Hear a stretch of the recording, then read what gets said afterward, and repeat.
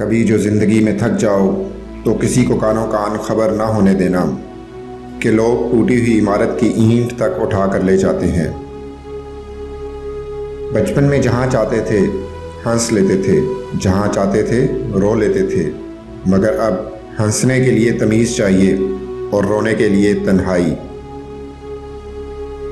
جانتے ہو عمر اور زندگی میں کیا فرق ہے؟ جو اپنوں کے بنا گزرے وہ عمر، اور جو اپنوں کے ساتھ گزرے وہ زندگی۔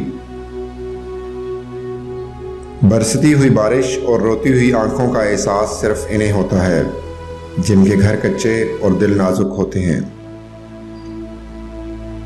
زندگی نے بہت کچھ سکھایا، کتابوں نے بھی رہنمائی کی، لیکن انسانی رویوں نے جو سبق دیا وہ نہ تو زندگی کے کسی ورق اور نہ ہی کتاب کے کسی صفحے پر تحریر تھا۔